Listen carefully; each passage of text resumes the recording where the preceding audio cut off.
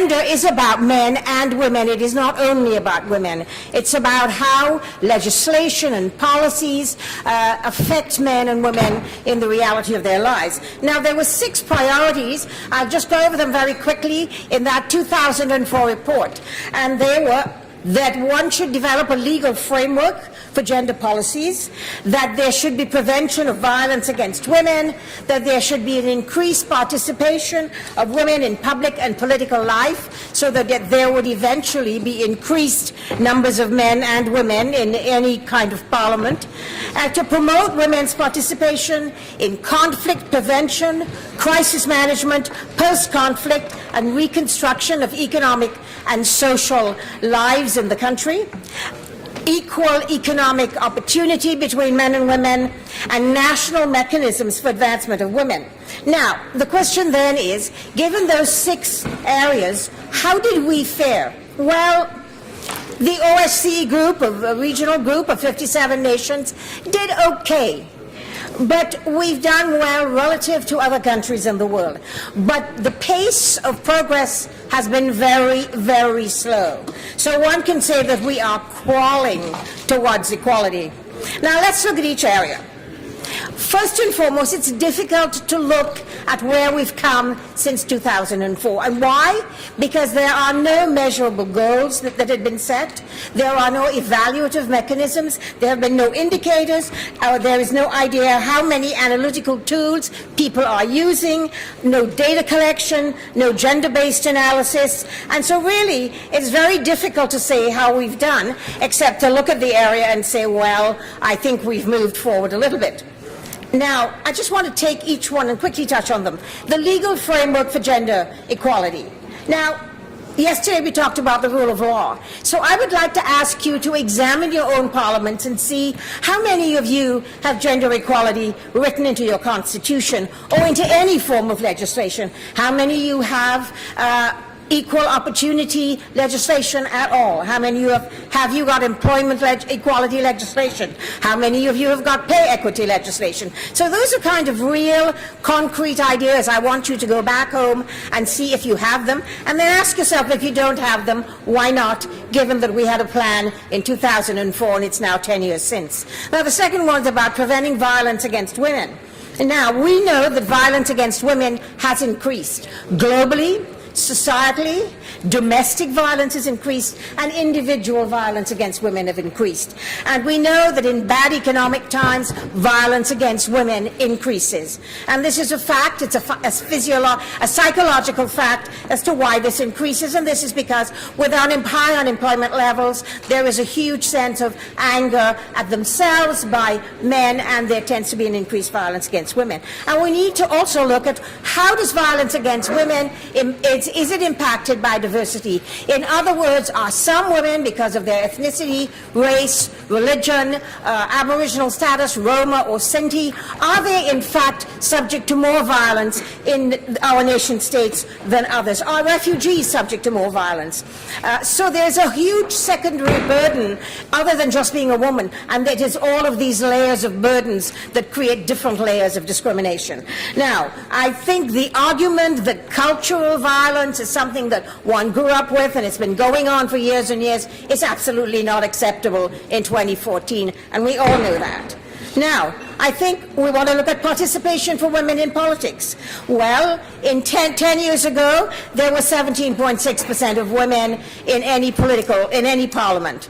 Today, there's 21. Now, I ask you to ask yourself if you think that's a good increase. I don't think it particularly is, but there we go. And then I want to point to good work being done by ODIHR, their work in the Office of Democratic Institutions and Human Rights. They did a study last year that all of your parliaments participated in, and it told us a whole lot about the status. And I think data and studies give us the kind of baseline that we need if we're ever going to look at change. Now, I just want to give you a figure here. CEDAW, which is the Convention for the Elimination of Discrimination Against Women at the United Nations, in 1979, talked about increasing the participation of women in politics. And in fact, we found in 1995 in Beijing, this was also talked about, and it was meant to be a 50-50 accumulation by this time. Well, around the world, there are only 25% of women on an average in most parliaments. 21, some may say.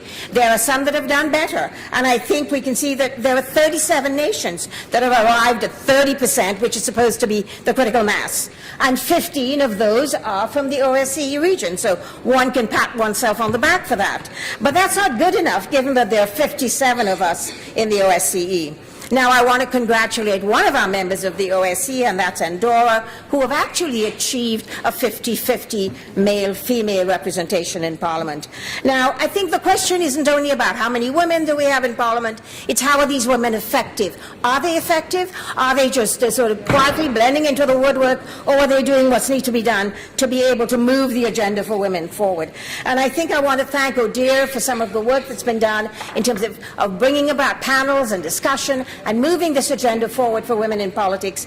And I want to also thank Miroslava Behem, who I think is here today, and who is actually with the OSCE and is the OSCE gender person. And she's been excellent in getting this moving. So I think we want to look at how we can set up all-party caucuses. I think effectiveness shows that an all-party caucus, where you cross partisan barriers in order to move the agenda for women forward, tends to work. And I guess one of the ways to start that is to give that all-party caucus a formal place within parliaments and to give it funding and some sort of ability to influence. Now, again, I want to congratulate the Republic of Macedonia because they have a plan, they have coordination, and they have a structure with all parties. So that means they've got a real concrete plan to start on and the ability to move forward. Now, how do we promote, this is the other area that we were meant to look at, how do we promote female participation in conflict areas, in conflict prevention, in crisis management, in post-conflict reconstruction of the economic and social areas? Now, I think we know that the United Kingdom has been pushing the United Nations 1325 resolution, and we've been talking about it. We talked about it last summer. We've been trying to work on this. But if you look around the world, you will see that in 51 countries around the world, sexual violence is used on women in conflict areas, whether it be small conflict or large conflicts. That's not good enough. We have to think about this. And so I think we want to look at the fact that in Syria, even now, that's close to home, in the Mediterranean region, we find that many women have no status at all as refugees, and that is because they don't have men with them, especially if the men have either died or have moved on to conflict. They have no ability to get any of the support systems that they need. So these women are going into being brought into prostitution. Organized crime has been asking them to participate in activities in which they have sexual favors given to them so that they can move forward. And children are involved in this as well. So I think these are some of the areas we have to look at. But here, closer to home, in the Ukraine, we can see what was going on. I was meant to go to Kiev this December, and I didn't go because of this. But the Ukraine now has the opportunity to show what can be done in post-conflict resolutions and negotiations, and how they use their female parliamentarians to do that gives us a real opportunity. We need not look at women only as victims, but women can be part of the solution. If we look at women in the armed forces, bringing women into policing, bringing in some gender sensitivity into the way that peacekeepers are working, so that we can change things. And again, these are all concrete things that we can do. Now, economic opportunities, there has been a very strong push by the OSCE and the OSCPA to move forward with economic opportunities. But again, we cannot tell how well this is going. And in bad economic times, we have noticed that women, again, tend to lose jobs easily. And if we had a tool such as gender-based analysis, what it would tell us is whether the policies we are making to deal with our economic downturns are policies that negatively impact on women. And many countries seem to think that if you bring in infrastructure programs, the construction work will get the economy moving. Well, it's kind of interesting because in most countries, women make up 1 to 2% of construction workers. And therefore, that's not helping women at all when you look at only one area of economic development in which which you can try to create stimulus for a bad economy. And so I think we need to think about some of these things, and we need to look at how we go across the board and analyze policies. And then again, there's a diversity issue. Do we know whether or not certain types of women, either based on their Aboriginal status or their Roma or their Sinti, or whether or not they're women that, because of their immigration or refugees, have nowhere to go? And finally, there's a national mechanism for advancing women's equality, and I just want to say that that is a clear part of the mandate, and we're not doing very well. We cannot succeed, I want to say finally, if we do not have a concrete plan and if we do not have tools. 19 years ago, Beijing talked about women's rights as human rights. 19 years ago, Beijing talked about equality between men and women. 10 years ago, the OSCE set up a plan of action. And as a parliamentary assembly of the OSCE, we have no collective clout, people. We have no mandate to move things forward. But as parliamentarians and as individuals within our own national parliaments, we do have the ability to move forward. It's why we became parliamentarians after all, isn't it? To make a difference and to leave a legacy. So I'm hoping that in the summer, when we get together in Baku, that I will be able to hear from you what steps you've taken in that time between now and then to advance all of these, to bring forward concrete plans and concrete tools and mechanisms. Thank you very much.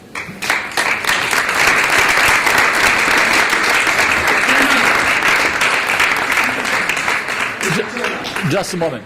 Just a moment. Just one I have to protest. Oh, what's going on? Respect to the decisions of the United Nations. When you're referring to Fyrom, it's Fyrom. Okay. Okay? Former Yugoslav Republic Macedonia. That's protest. Respect. Yeah. That's what the... Okay. That's the right of the participants. In any case, if... Okay. Okay. Obviously, the head is the angel of our gender issues, but I have to be thorough of our time to use this camera, and using right of the President with the paragraph, in accordance with the paragraph 2 of Rule 27 of Rule of Procedure, I have decided to impose the time limit of 2 minutes, because we just have 1 hour 40 minutes for all our work today, and I beg you to put your discussion just in 2 minutes about gender issues, and later on will be the same. First one be Danny Cram from Canada, second one Silvia Calva, sorry, Madam, and Arta Dade from Albania, and that will be the participants in this part of our discussion. Please, the floor is yours. Well, Mr. President, distinguished parliamentarians, thank you for giving me the opportunity today to participate in this discussion. Certainly, I would like to thank my colleague, Dr. Fry, the OSCE's PA Special Representative on Gender Issues, for her passionate comment today. In particular, though, I would like to take this opportunity to note the connection between women's economic vulnerability and their exploitation at the hands of human traffickers. Human trafficking truly is a serious crime that is among the most egregious violations of human rights. As a former police officer, I'm concerned by the fact that trafficking in persons has become one of the fastest growing and most lucrative illicit enterprises in the world. As a father of 3 daughters and a grandfather of 7, I am deeply disturbed by the horrendous impact trafficking takes on its victims. The human rights of trafficked persons are a particular concern to Canadian parliamentarians, and in particular to the Chair of the Standing Committee on Public Safety and National Security of the House of Commons, which I proudly serve as. And I can tell you that Canada is deeply engaged in the fight against trafficking, which requires a coherent and coordinated international approach.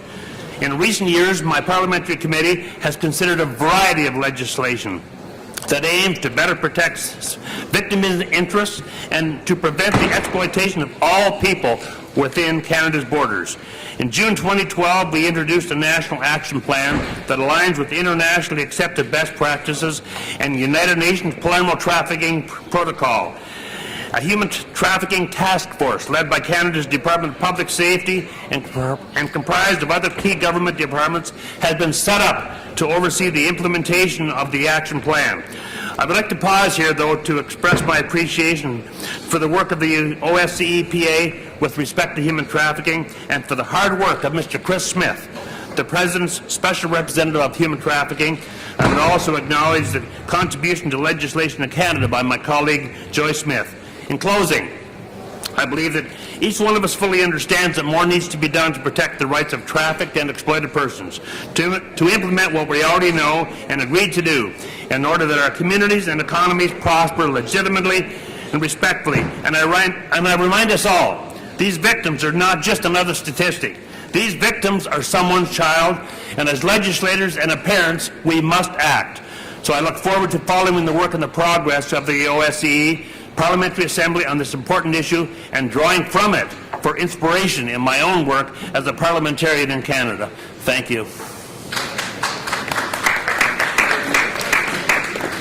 Thank you, Mr. Crump. Another speaker, Ms. Silvia Calvo from Andorra. Please, floor is yours. Merci, Monsieur le Président. Tout d'abord, je voudrais remercier Madame Frey pour avoir mentionné l'Andorre.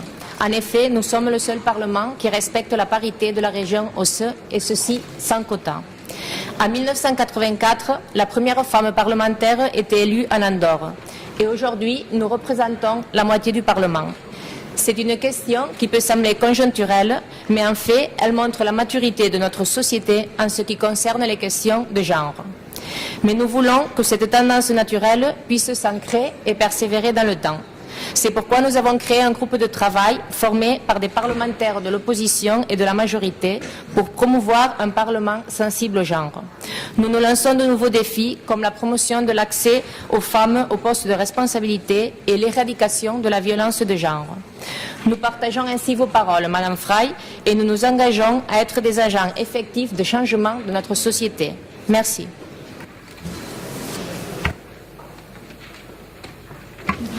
Thank you very much. Now, Mrs. Akta Dade, or Dade, yeah, I'm sorry for that. I'm from Albania. It's okay. It's not like Dade in Florida. It's Dade. Dade. Yeah. Thanks. So thank you. In the first turn, I want to thank Eddie for what you are doing and pushing us and reminding us of our responsibilities to empower women, not only in politics, but also in economy and other fields. I want to inform this Assembly that the new government has taken it seriously to empower more women, and it's for the first time in Albania, in my country, that out of 17 ministers in the government, we have 6 women ministers. And for the first time, we have 1 woman Minister of Defense, which creates ample opportunities that even in the armed forces will have another vision to implement, totally different from what it was 1 year ago, that the Standing Committee of Security and Defense Issues was not allowed to exercise the parliamentary control on the armed forces. And moreover, we have more women in the Parliament, in this committee, in the Committee of Defense and Security Issues. At the same time, I have to inform you that out of 8 parliamentary standing committees in the Parliament, 3 are chaired by women, and 2 subcommittees are also chaired by women. Of course, it's a new development that we have Women Caucus in the Parliament, Women Parliamentarian Alliance, and we have a closer cooperation across parties. We have elected a leader from the opposition party in order to milden the conflictuality of the Albanian politics, and we come together regularly to discuss about corruption, education, empowerment, economy and politics of women, rural areas, trafficking of women and children, health care, violence against women, and a lot of issues which do not divide us, but which brings us together. Of course, it's very important that we need to make much more regional cooperation effective, because we have common problems to cover. And at the same time, I want to thank the OSCE presence in Tirana, which is really and seriously devoted to this cooperation among women. And we are thinking of regional cooperation and having some study visits in some other parliaments, like that in Sarajevo. In the federal parliament, they have an excellent cooperation within the Women Caucus. And that proves to be really successful, and we want to learn a little bit more about positive experiences. I'm glad that we have been also part of European Parliament organization of women in Parliament all over the world last November. And of course, I raised the issue of better regional cooperation in order that these global organizations should be more effective in this promotion of gender issues if we stick together regionally. And of course, the same goes in other structures like Interparliamentary Union and in other organizations. So I'm optimistic that if we rally the forces together, of course, we will have then the men to think about their quotas in politics or economy. Thank you. Thank you very much, Ms. Dabe, for your very interesting intervention, very optimistic. So we'll conclude with your intervention this debate. Debate is now closed on this issue. Would you like, Ms. Frey, to respond to questions or ideas? Merely to congratulate Albania on what they've done. I think this is a good example of what a new regime can do if you all decide that it was important enough to have women's equality in your country. And thank you so much. I look forward to talking to you in the summer to see what else you have done when you've traveled cross-regionally. Thanks. Thank you very much. Dear colleagues, we have two special debates on our agenda. So having in mind that Ukraine is a matter of concern and it's a burning issue and it's a current issue, so we're offering you to change places and start with the debate on Ukraine. And then it will be followed by another debate, it's the rise of extremism, radicalism and xenophobia, challenges for the OSCE region. If you agree on that, then we'll start with Ukraine. Thank you, so all agreed.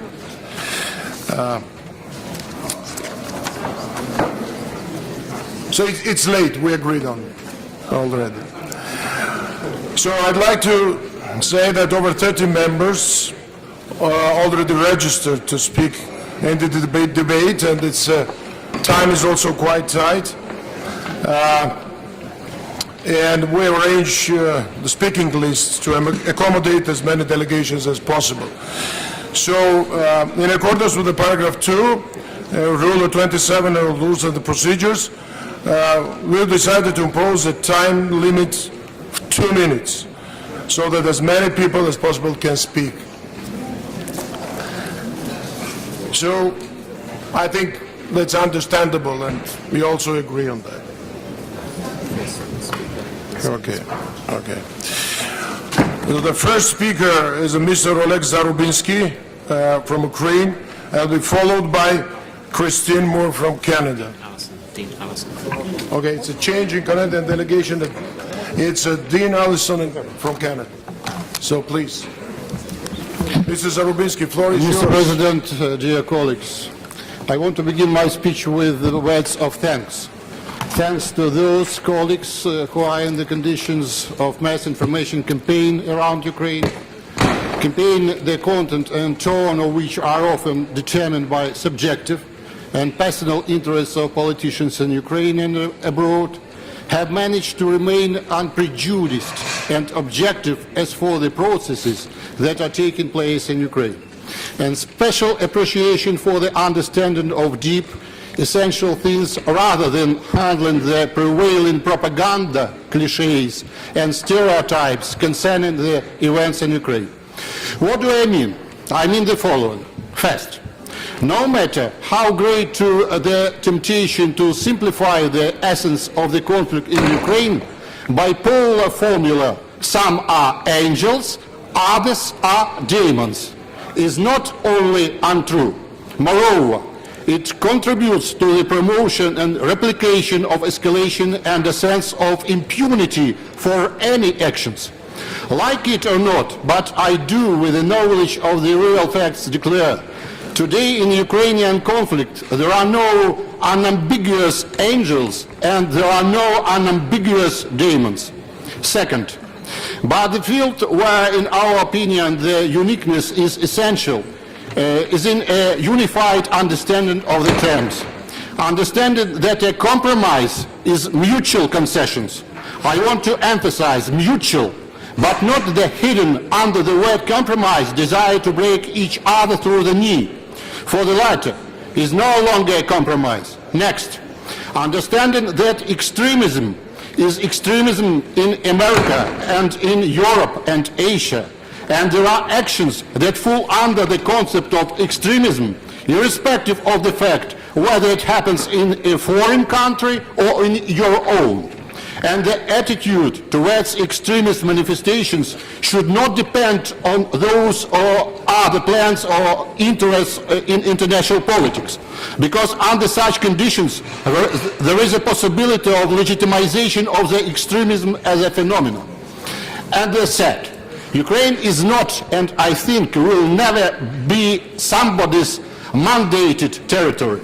Therefore, no one except the citizens of Ukraine should determine who will be today, tomorrow, or the day after tomorrow in power in our country, and who in the opposition, and even more, who should occupy certain positions. Nobody. Even the most senior peasants, even the most senior diplomats, only citizens of Ukraine, and all the citizens of Ukraine, wherever they live, in the center, in the east, or in the west of the country. I hope it will be this very way in our country. Thank you for attention and for understanding. Thanks.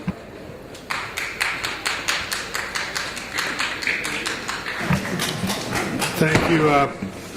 Thank you, Mr. Chair. I want to add my concerns to those expressed by countless others within the OSCE community about the crisis in Ukraine. Since the Parliamentary Assembly first met in 1992, parliamentarians have gathered to hold each other to account regarding the implementation of OSCE principles, including democracy and respect for human rights and the fundamental freedoms. These principles are at the core of building peace and comprehensive security in the region. Regrettably, the right to freedom of assembly, media freedom, and freedom of expression have been under threat in recent weeks as political instability engulfs Ukraine. We all agree that Ukraine's path towards democracy and prosperity must be restored. Real dialogue between the Ukrainian government and the people of Ukraine is necessary to resolve the situation peacefully and in a way that reinforces Ukraine's commitment to the OSCE principles. We all have a role to play, both individually and collectively, to encourage such a resolution. Canada takes pride in the strong people-to-people bond it shares with Ukraine, a bond that has been nurtured for more than 100 years. As such, we have taken particular interest in monitoring developments as the crisis continues and in supporting a real peaceful dialogue. Our ambassador for religious freedom recently visited Ukraine and met with religious leaders to discuss the crisis and their roles in encouraging dialogue between all parties. Just a few weeks ago, Canada's House of Commons adopted a motion calling for the Ukrainian government to bring to justice those responsible for these acts of violence. The motion also called for the Ukrainian security forces and government to refrain from the use of violence and to respect the people of Ukraine's right to peaceful protest. In adopting the motion, members also agreed to stand united with the Ukrainian people in their aspiration for freedom, democracy, human rights, and the rule of law. Most recently, the Canadian government announced that it is restricting the entry into Canada of key Ukrainian officials responsible for the violent repression of those protests. Further options will be considered as events unfold. In conclusion, I want to take this opportunity to call on all Ukrainian parties and Ukraine's international partners to play a positive, constructive role in ending the crisis peacefully through political dialogue.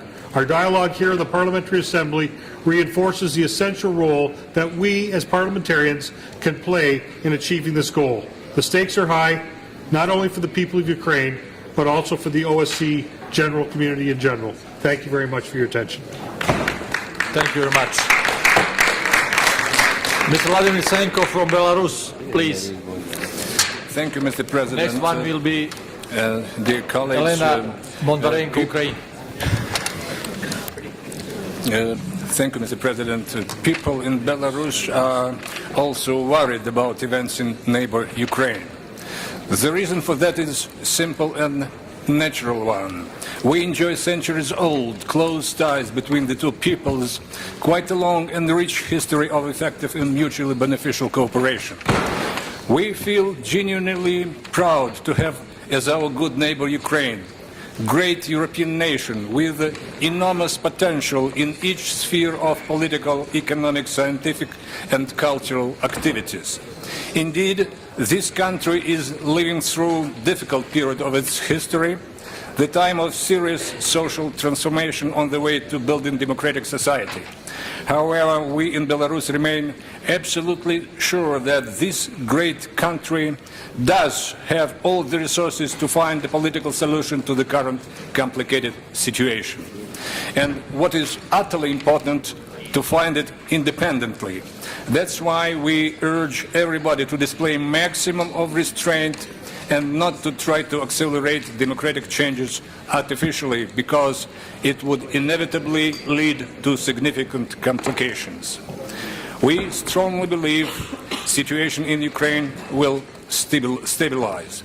We stand for the settlement of the political crisis by a civilized dialogue in strict compliance with the principles of law and without external pressure. Thank you, Mr. Chairman. Thank you, Vladimir. You save our time. Elena, please, the floor is yours. The next one will Valdis Liepenis is from Latvia. No, I'm not going to take part this time. Thanks. Elena?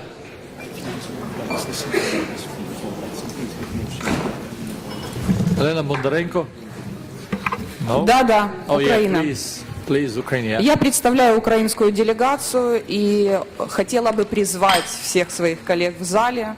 При обсуждении очень важно помнить, что такой тонкий, такой хрупкий вопрос, как украинский вопрос, очень важно рассматривать, помня, держа в уме три принципа. Это прежде всего объективность при рассмотрении. Второе – это полноценность информации, которая у нас есть об Украине. И, естественно, непредвзятость, о которой говорили предварительно наши с вами коллеги в этом зале. Это наши с вами помощники. Меня печалит тот факт, что отдельные политики, выступая здесь, наши коллеги сказали абсолютно честно, спасибо им за эту честность, что они общались только с теми, кто стоит на Майдане. Уважаемые, а вы общались с теми, кто десятки миллионов не стоит на Майдане? Почему у нас народ Украины разделили на часть, которой доверяют и с которой не хотят общаться и даже учитывать ее мнение? В этом и суть конфликта на Украине. Фрагментарность и поверхностность знаний об конфликте в Украине – это есть наш враг. Эмоции, психологическая нестабильность при обсуждении этой ситуации – это есть наш враг. И политическая корысть некоторых отдельно взятых здесь политиков, которые хотят стать на Украину как на пьедестал и выполнить свои политические узкие задачи, либо насолить России, либо насолить Соединенным Штатам Америки – это тоже наш враг. Мы бы очень хотели, чтобы в конфликт между одной частью Украины и другой частью Украины не вмешивались те, кто преследует свои личные интересы. Пока нам действительно не понадобится международная помощь и международный опыт. Ситуация настолько хрупкая, что любыми неумелыми действиями тех, кто находится вне этого конфликта, мы можем навредить. А ситуация такая, что гибнут люди на массовых акциях, которые превращаются в беспорядки. А у нас убивают судей и украинских полицейских, когда они возвращаются домой. И этому нет конца и края. У нас массовые акции протеста превратились в захваты административных зданий, грабежи, убийства, разрушение памятников, пытки полицейских, которые попадают в плен к протестующим. Поэтому я призываю всех, находящихся в этом зале, при обсуждении этого вопроса, как у врачей, не навредить. Спасибо большое за искреннюю помощь.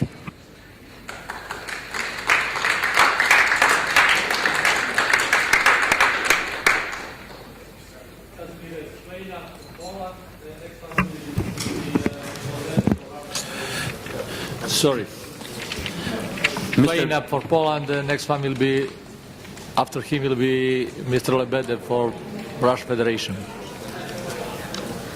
Kazimierz, please, the floor is yours. Yes. Mr. President, ladies and gentlemen, a fundamental principle of the Organization for Security and Cooperation in Europe to prevent conflicts. I'm sure that we all want Ukraine to be strong, safe and wealthy, with all European countries as well as OSCE intends on such Ukraine. Polish government, and especially the Polish Prime Minister, strives for such a support for Ukraine and Ukrainians to help them become democratic, safe and wealthy part of Europe. We look for the Swiss presidency in the OSCE and the mediation experience in solving such crises with hope. All Europe is concerned about the situation in Ukraine. We appeal to the President of Ukraine to conduct a constructive dialogue with the opposition to resolve the conflict by peaceful and democratic methods. Torture and repression of opposition activists in Ukraine is not the method of democracy. The cases of killings of opposition activists in Ukraine cannot remain without adequate response of the international community. In the present situation, it is essential of the establishment of the OSCE observer mission to monitor the situation in Ukraine. The main tasks of mission will include an analysis of cases of violation of the rules of democracy and to investigate the death and incidents of torture the activists of Euromaidan. The authorities in Kiev have to return to respect for human rights. Thank you. Thank you very much. Mr. Lebedev, and after you is Isabel Pouzel. Please, Mr. Lebedev.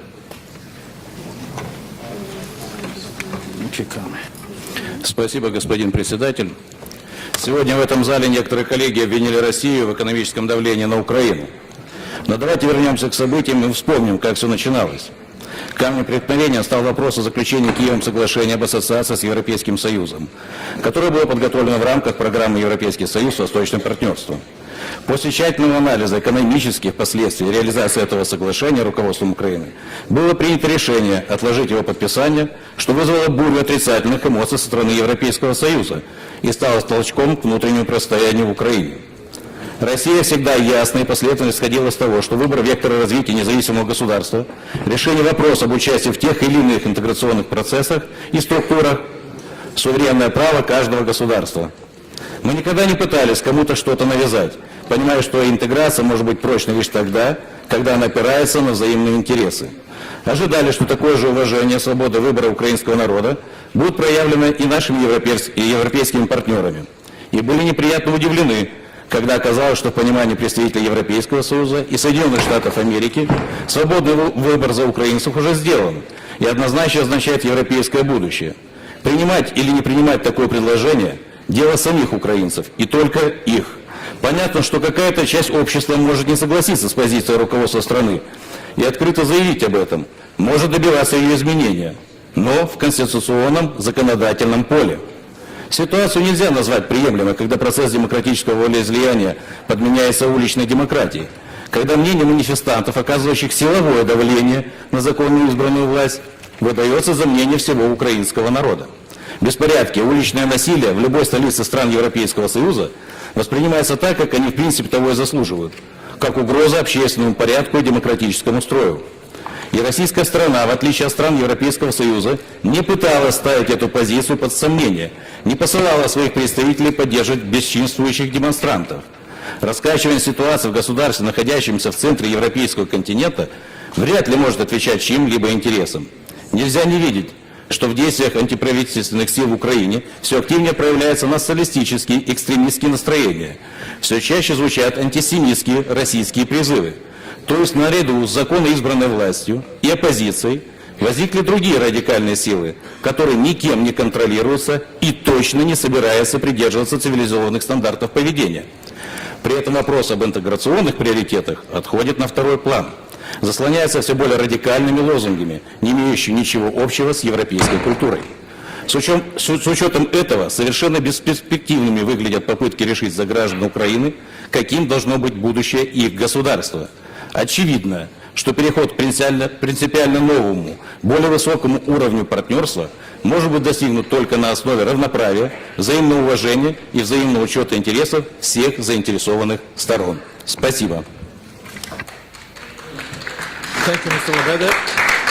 Isabel, the floor is yours, and Makis Voridic will be the next one. Isabel. Gracias, presidente. He estado en muchas ocasiones en Ucrania. He asistido desde las primeras como observadora electoral desde el principio de la Revolución Naranja. Y me duele la situación que se ha creado por la radicalización que se ha producido en las últimas semanas, en los últimos meses, dentro de este país. Las negociaciones abiertas finalmente entre el gobierno de Yanukovych y la oposición parece que están alcanzando algunos de sus objetivos. En primer lugar, han acabado con el gobierno, con la dimisión del gobierno y con la derogación de las leyes aprobadas el 16 de enero. La crisis de Ucrania es una crisis interna, pero también es una crisis internacional, que está provocando tensiones inesperadas hasta ahora entre Ucrania y los países atlánticos, entre Ucrania y la Unión Europea y entre la Unión Europea y Rusia, hasta el punto de que en algunos momentos nos parece recordar a la antigua situación de Guerra Fría que vivíamos en Europa y entre los países, entre Europa, los países atlánticos y los países del este. Por lo tanto, este problema, aunque lo tienen que solucionar los ucranianos, sin duda es un problema que ha tomado un aspecto mucho más global, mucho más internacional. La ruptura, además, de Ucrania con Europa, que se acaba de escenificar hace poco, tendrá sin duda unas consecuencias en todos los países de la región, entre todos los países de la antigua Unión Soviética, que poco a poco, y aunque ya han pasado 20 años, históricamente 20 años es muy poco, para que se puedan consolidar como Estado. La propia sociedad ucraniana tendrá que resolver y ver cómo resuelve estos problemas, pero es difícil entender que se exija tiene que estar claro quién lo exige a un país que tenga que tener la exclusividad en las relaciones bilaterales. Hoy en día ni las relaciones políticas ni las relaciones bilaterales tienen que ser ni pueden ser exclusivas entre un país y el resto de la comunidad internacional. Por lo tanto, creo que todos coincidimos en que este conflicto tiene que resolverse pacíficamente en un entorno de negociación abierta entre las partes, pero también con la participación activa y la ayuda importantísima de las organizaciones internacionales, de la Unión Europea y, por supuesto, de la OSCE, que tiene que hacer el máximo de los esfuerzos porque se encuentra por primera vez en muchos años con un conflicto nuevo en su propio seno que alcanza a toda la comunidad internacional. Gracias. Thank you very much, Isabel. Makis, the floor is yours, and after you will be Franz Tones, Germany. Please. Thank you, dear President.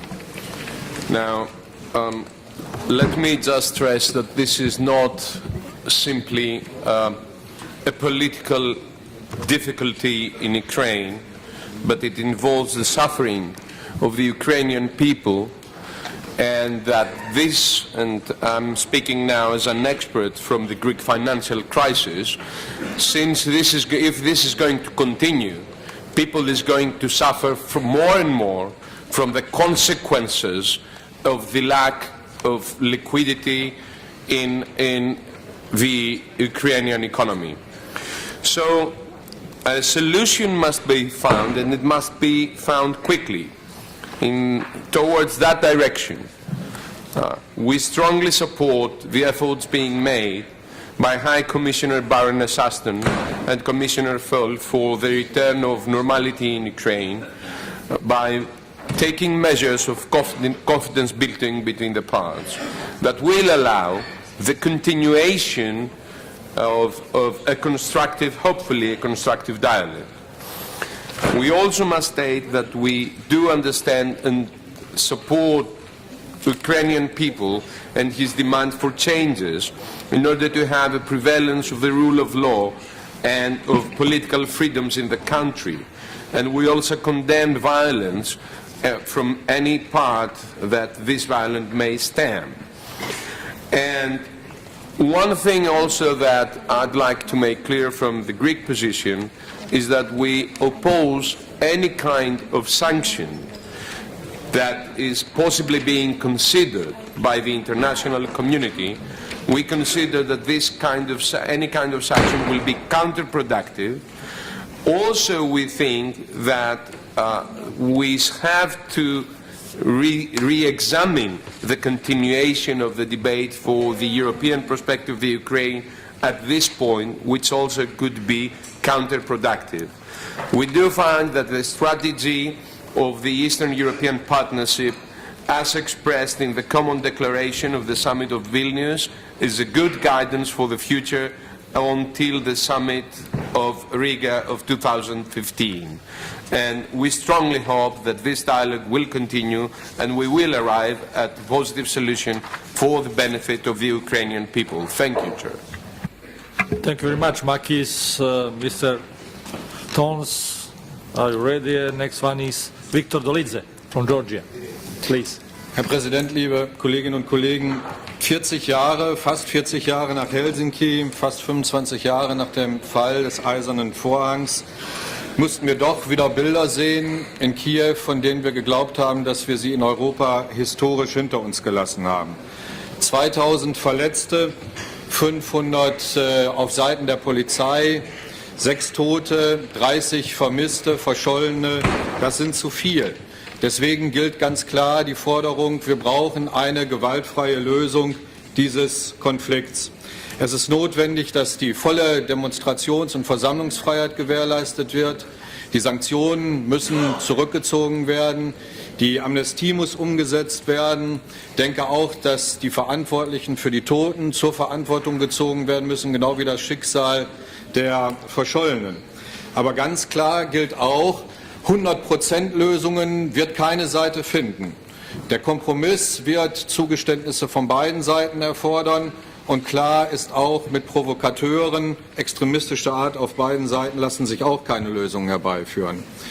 Ich denke, hier gibt es in der Tat kein Schwarz-Weiß-Bild, sondern wir müssen wegkommen von einem End oder Weder in der bisher geführten Politik. Die Ukraine muss ihren eigenen Weg finden. Es darf nicht zu einem gegenseitigen Bieterwettbewerb zwischen der EU und Russland kommen. Präsident Janukowitsch hat das viel zu häufig ausgenutzt. Und eigentlich hat die Ukraine nicht nur eine gesellschaftliche, sondern auch eine große wirtschaftliche Herausforderung. Die kann sie alleine nicht bewerkstelligen. Aber vielleicht ist diese Herausforderung auch zu groß für die EU alleine und für Russland auch. Und die Frage tritt auf, ob nicht EU und Russland gemeinsam diese Herausforderung angehen sollen und gemeinsam auch vor dem Hintergrund der Europäischen Union und der Entwicklung der Eurasischen Union mehr die Kooperation an dieser Stelle suchen. Russland ist in eine Lösung mit einzubeziehen. Es gilt darum, nicht nur zu vermitteln, sondern auch Vertrauen zu schaffen. Vertrauen unter den Beteiligten vor Ort und ebenso auch Vertrauen unter den Nachbarn. Und ich glaube, wenn die OSZE hierbei mit ihrer Kompetenz hilfreich sein kann, dann sollte sie unsere ganze und volle Unterstützung dabei haben. Thank you very much, Franz. Victor, the floor is yours. Next one will be Valdis Liepines from Latvia. Thank you very Okay. Thank you very much, Mr. Chairman. Ukraine for Georgia is not only friend. Ukraine for Georgia is a strategic partner and Guam member country, you know. We really expressed our deep concern over the developments in Ukraine and the use of force against peaceful citizens that resulted in human deaths and severe health injuries. And this was put in the statement of Georgian parliament. It was bipartisan statement, both from majority and minority of Georgian parliament. We express our regrets and offer our condolences to the Ukrainian people for that. We condemned any form of violence and escalation of situation which may lead the country to a large-scale civil confrontation. The Parliament of Georgia shared the spirit of the statements made by the European Union and the United States and believes that using force and escalation of tension will not bring the country out of the political crisis. At the same time, we called upon on the both sides to find a solution only through a dialogue. Mr. Chairman, I would like to underline that Georgia expressed full solidarity to the Ukrainian people's aspiration to become a full-fledged member of the European family, founded on freedom, rule of law, and human rights. And we are convinced that Russian Federation will not be able to change Ukraine's European choice through forcing them to refuse the association agreement. Finally, I would like to wish Ukrainian people all the best and prosperity. I thank you, Mr. Chairman. Thank you. Valdis, the floor is yours. The next one will be Mykola Katerchuk from Ukraine. Thank you very much. I'll try and be very brief. I think the OSCE Parliamentary Assembly should support vigorous actions, including placing increased diplomatic pressure and the introduction of personalized targeted measures and sanctions on traveling and freezing assets and property of those Ukrainian officials, legislators and their business sponsors who are responsible for a large-scale massive violation of human rights and of the rule of law. Repression against peaceful citizens, deaths of citizens, as well as the introduction of draconian laws violating the international obligations of the Ukrainian state. So in short, I think we should be taking action rather than just talking about our solidarity with the Ukrainian people. And we need to take very vigorous action. Thank you very much for your attention. Thank you very much, Mykola. Katerchuk, your floor is yours. The next one. Уважаемый господин президент, уважаемые коллеги, я представляю оппозиционную фракцию «Батькивщина» и являюсь лидером Европейской партии Украины. Ситуация в Украине сейчас очень накалена, особенно последними событиями. От мирных акций, протестов до гибели людей на Майдане, репрессиями, избиениями, запугиванием, арестами, похищениями, пытками. Этот переговорный процесс, который начался только после 6 погибших людей и после 300 арестованных, выглядит в глазах Майдана и оппозиции как затягивание времени и попытки власти оставить все как было, не замечая радикализацию протестующих. В любой момент ситуация может стать абсолютно неуправляемой, как властью, так и оппозицией. Люди на улице устали ждать выполнения их требований. У оппозиции практически нет влияния на переговорный процесс, так как в парламенте мы в меньшинстве. Суды, милиция, армия, вся силовая машина работает на власть. И это дает уверенность власти, что можно, не торопясь, решать политический конфликт, не идя на уступки оппозиции. В этих условиях власть выдвинула свое видение решения конфликта, особенно не заботясь о тех настроениях, которые есть в обществе. От имени оппозиции и Майдана уполномочен заявить о том, что власть не способна обеспечить неиспользование силы в отношении митингующим и в переговорном процессе решить политический конфликт. Поэтому мы считаем необходимым участие международных посредников по урегулированию конфликта в Украине. Недоверие, которое сейчас непреодолимо, требует гаранта договоренностей. Те инициативы, которые предлагает власть по изменению системы через изменения в Конституцию, они приемлемы, но ни одни изменения в Конституцию не могут решить конфликт. Как и без этого процесса тоже конфликт невозможно решить. Поэтому предлагаем вести широкий диалог и начинать его с того, что нужно выпустить всех политических заключенных из тюрьм, изменить состав ЦВК Конституционного суда и перевести этот конфликт за стол переговоров. Спасибо за внимание и поддержку всех, кто был на Майдане. Thank you, Mykola. The next one is Ms. Emma Fattorini from Italy. Grazie signor Presidente. L'Ucraina è un paese che da diversi decenni è membro di molteplici istituzioni internazionali e soprattutto della nostra organizzazione che dalla sua istituzione 40 anni fa ha sempre saputo condurre un dialogo costruttivo e paziente sulla democrazia e la diffusione dei diritti umani. Per questi motivi sono convinta, molto convinta, che proprio attraverso l'OSCE l'Ucraina possa ricevere un sostegno significativo per affrontare meglio la sua difficile crisi, che non si può confondere quello che sta avvenendo in Ucraina, in quel paese, con un indistinto generico appello ai diritti umani, ma che tocca la natura stessa dello Stato di diritto. Io ho sentito questi interventi della donna delegata dell'Ucraina e russo, che hanno parlato di una situazione fragile, di un bisogno di attenzione e delicatezza, dei rischi di derive estremistiche e xenofobe, tutte verissime cose, e quindi dell'autonomia che deve avere questo Stato.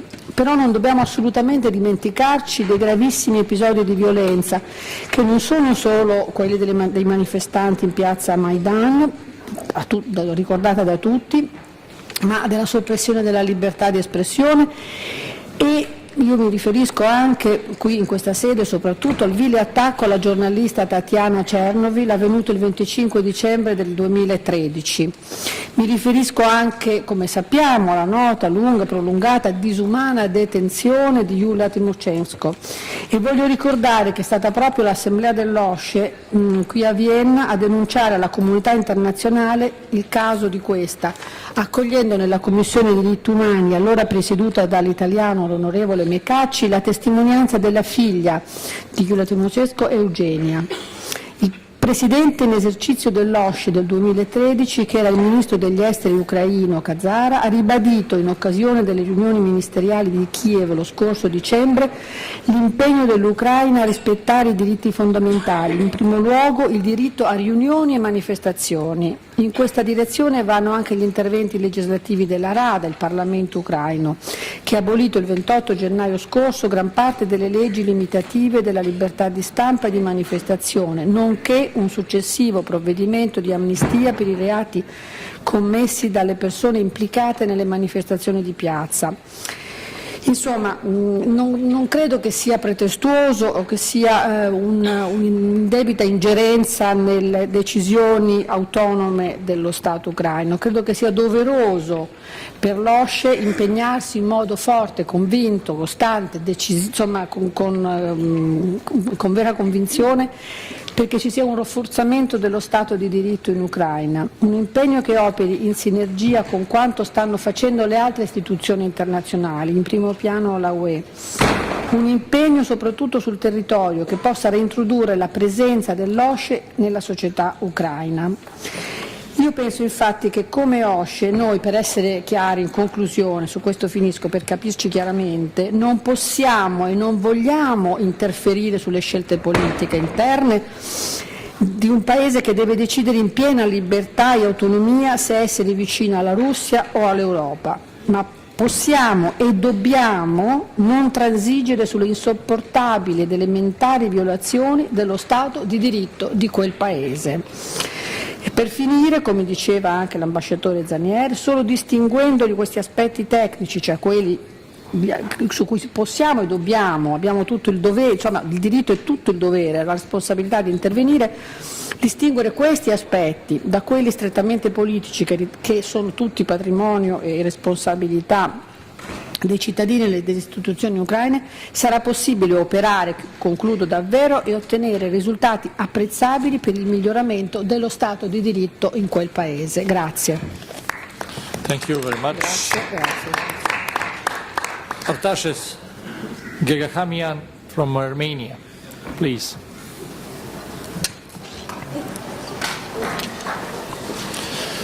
Внимательно анализируя события, происходящие в Украине после Вильнюсского саммита ноября 2013 года, невольно на память приходят известные труды политологов, которые стали бестселлерами.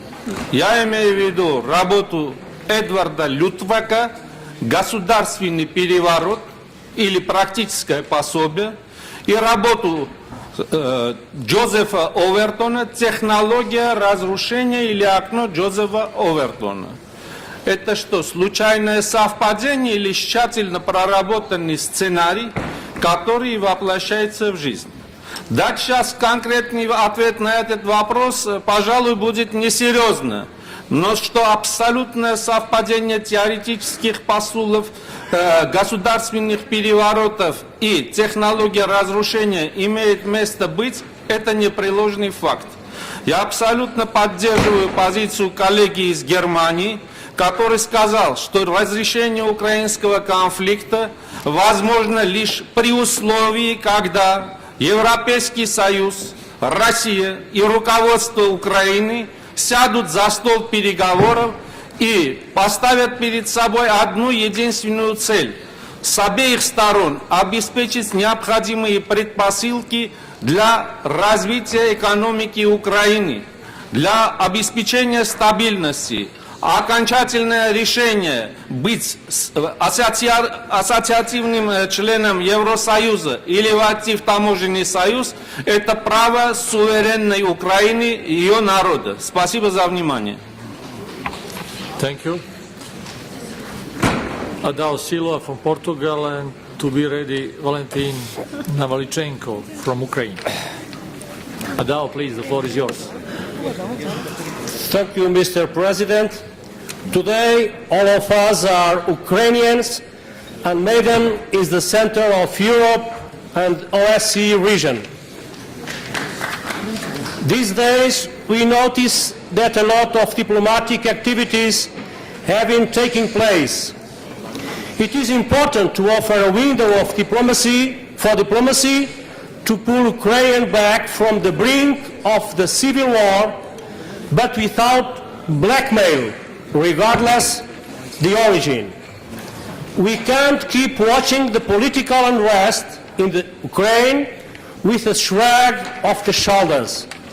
There are people getting killed in clashes, people missing, injured people. We must prevent that by all means. What an extraordinary gift if we could offer to our organization by helping to solve the Ukrainian situation. OSCE-PA has the expertise in promoting and assisting measures towards reconciliation and peace. We have to work relentlessly to make sure that Ukraine remains a democratic country, and we must enable Ukrainian people to meet their challenges in a safer, fairer and freer way. We must claim that all the arrested protesters must be unconditionally released, that political reforms must further negotiations between the President and the opposition leaders must continue in a productive way. And we should constitute today a task force in order to monitor the situation at the level of the Ukrainian Parliament with full support, of course, of our Ukrainian colleagues. Thank you. Thank you very much, Adao. And Valentin Navalichenko has to be ready. Victor Paul Dobrev from Romania. Valentin, please, the floor is yours. Dear ladies and gentlemen, thank you for your attention. And let me start with the main point. You see and hear in Ukraine civic activists and our people standing for democracy in our own right to choose the future without intimidation and fear. That's the main point what we got. We got nationwide NGO civil movement called Maidan. And my special honor today to represent to you the leader, the real civic leader of the Maidan, Ms. Ruslana, our famous singer. And also what I would like to express also a concern from a Ukrainian delegation, as our distinguished colleague from Russian Federation mentioned, as xenophobia and anti-Semitism. Our main concern that such issues we are faced within the Ministry of Interior and Special Forces in Ukraine.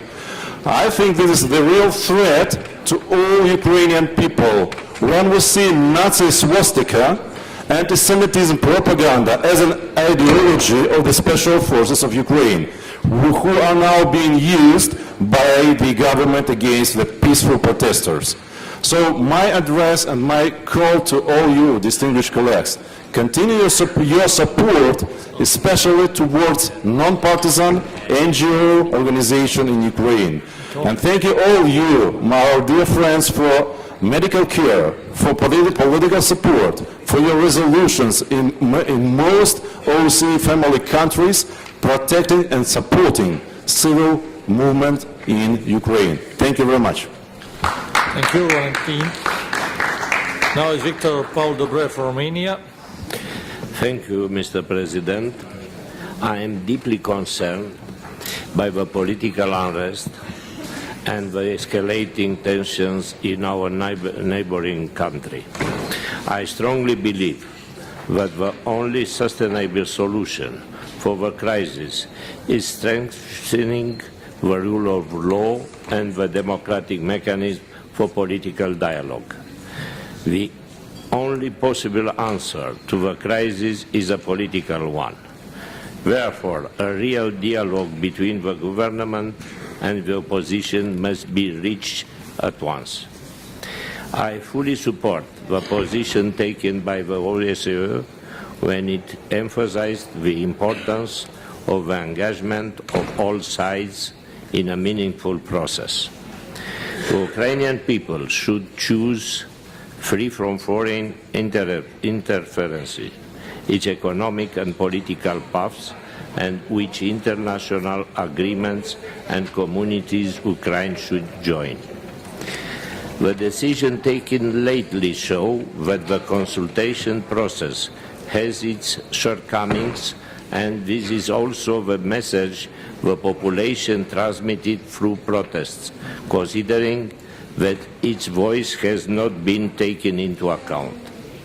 Ukraine is a European country, both by geography and by politics, and should be to follow its European paths beyond mere declarations. Europe, the European Union, has a duty to make sure it offers an appropriate and consistent support to a country with economic challenges and cultural diversity. Thank you. Thank you very much. Next one is Alexander Stoyan from Ukraine, and after him will be Jaromir Štětina from Czech Republic. Alexander, the floor is yours.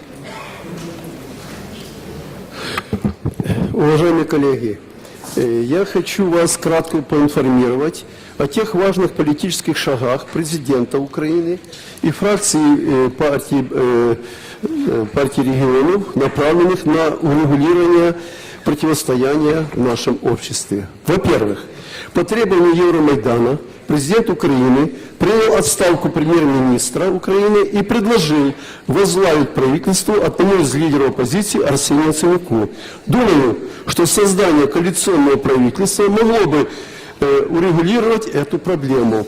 Во-вторых, мы приняли, на наш взгляд, компромиссный закон, позволяющий освободить организаторов массовых беспорядков и тех, кто устраивал погромы и захваты государственных учреждений, при условии, что эти учреждения будут освобождены. В-третьих, мы сейчас рассматриваем следующее требование Евромайдана о возвращении к Конституции 2004 года. Хочу сказать, что и президент Украины, и наша политическая сила, партия регионов, готовы и на этот политический компромисс.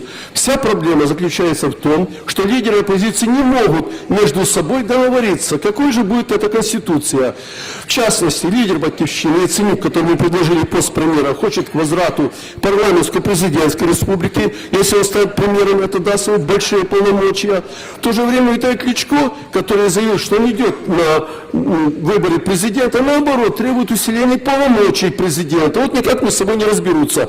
Но самое главное, что эти лидеры оппозиции все больше и больше отрываются от Майдана. Они уже не руководят Майданом, они используют Майдан только для своих политических амбиций.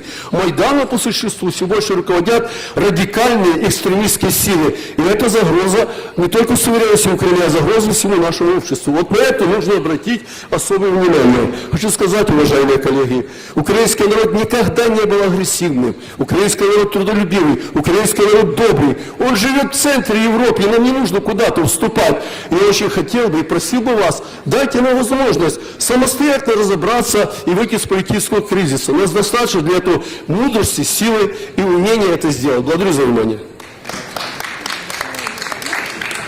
Thank you. Jaromir Štětina from Czech Republic, and after him will be... Thank you for the floor, Mr. Chair. I will use Russian language in my contribution because it concerns Russian Federation as well. Dámy и господа, сегодня стоят в Киеве на Майдане украинцы уже почти 90 дней.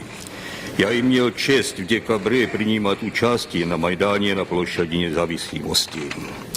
Думал в то время, откуда берется сила этих людей. В то время в Киеве сняли статую Владимира Ильича Ленина. Многие ораторы на Майдане оценивали падение Ленина вот так. Только теперь, только сегодня, когда мы разгромили статую Ленина, мы вырвались из Советского Союза. Конечно, люди на Майдане поддерживают подписание договора об ассоциации с Евросоюзом, но главное стремление состоит в том, что они хорошо знают, что это был Советский Союз. Они помнят, что при Союзе в 1932 году погибли миллионы людей в Голодоморе, что были гулаги, лагеря, что были почти уничтожены язык украинцев и их культура. Они просто боятся, что это может повториться. Все, что происходит на Майдане, имеет четкий антисоветский и антикоммунистический характер. Спасибо за внимание и позвольте мне применить примет, который я приучился в Киеве на Майдане. Слава Украине!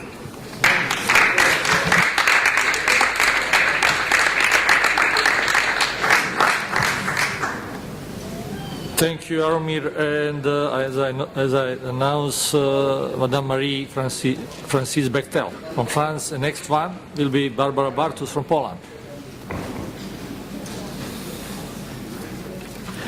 Monsieur le Président, l'Ukraine est un grand pays au sort duquel nous attachons tous une grande importance. Mais nous savons tous aussi que derrière la question de l'Ukraine, il y a la question des relations entre l'Europe et la Russie. Mon observation est la suivante. Je voudrais souligner combien il est nécessaire à notre organisation d'aider à promouvoir une vision équilibrée de ce que l'on nommait autrefois les rapports Est-Ouest. L'affaire ukrainienne illustre en effet l'impasse dans laquelle ces rapports se trouveraient si l'Union européenne poussait l'Ukraine dans la voie accélérée d'un rapprochement avec l'Europe, négligeant totalement la dualité géographique et culturelle qui caractérise ce pays. À mes yeux, il appartient à notre organisation de dire fortement que la solution est dans un dialogue sincèrement mené entre l'Union européenne et la Russie. Certes, nous sommes tous inquiets des violations des droits de l'homme et il faut pour cela faire confiance à la diplomatie, notamment à la diplomatie multilatérale. Mais au-delà, ce qui est nécessaire aujourd'hui, c'est un véritable dialogue approfondi entre l'Union européenne et la Russie, dialogue qui devrait avoir un caractère très large, qui devrait toucher l'ensemble des domaines dans lesquels un grand partenariat entre l'Union européenne et la Russie permettrait un équilibre nouveau de notre continent tout entier. Car c'est bien l'avenir de notre continent, de notre Europe tout entière, qui est ici en jeu. Si un tel dialogue pouvait avoir lieu, la question ukrainienne y trouverait sa juste place parmi d'autres sujets, au lieu de constituer, comme aujourd'hui, une impasse. À mes yeux, il appartient à l'OSCE de pousser l'Union européenne dans cette voie qui seule, me semble-t-il, est une voie d'avenir. Thank you, Marie. And now is Ms. Barbara Bartus from Poland. And after her is Ilya Kostuno from Russian Federation. Barbara. Thank you. Mr. President, dear colleagues, the escalation of violence in Ukraine, targeted attacks against journalists and peaceful protesters, reported missing persons and, above all, deaths of several protesters are a source of extreme worry and must be condemned. It should be underlined that it increased tensions, the worsening violence, fruitless meetings full of threats and ultimatums don't represent any better way forward for Ukraine. It's not a platform for a national dialogue in the democratic country. Ukraine as a strong, stable, predictable, responsible, independent and self-decisive member of the OSCE shall be regarded as a matter of common interest. The dialogue between the government and opposition must be continued, and proper change to the constitution should be considered and implemented as soon as possible to decrease the political tension and to enable the new government its effective functioning. I would like to underline that now more than ever, the OSCE is the most relevant platform to support this dialogue. In particular, I urge the new Swiss presidency to engage in the mediation process and to undertake any actions that fully use the potential and mechanisms of our organization. Thank you. Thank you very much, Barbara. Mr. Ilya Kostunov, and after him, Ms. Oksana Kalentyuk from Ukraine. Ilya, please, the floor is yours. Спасибо. Уважаемые коллеги, рассматривая ситуацию вокруг Украины, необходимо учитывать тяжелое социально-экономическое положение, в котором сегодня оказалась Украина. Нужно понимать, что Украина, возможно, единственная страна, совокупная экономика которой сегодня меньше, чем была на момент обретения независимости в 1991 году. А тогда у нее были наилучшие стартовые условия из всех частей Советского Союза. При том, что абсолютно все правительства независимой Украины ориентировались на Европу, впрочем, как и российские тоже. В Евросоюз Украину сегодня никто не зовет, а приглашает в зону свободной торговли. По сути, приглашают полностью открыть свои рынки без серьезных обещаний взаимности и встречных практичных шагов. В СНГ установлена зона свободной торговли, где учтены условия, на которых, например, Россия вступала в ВТО. Украина в этой зоне участвует.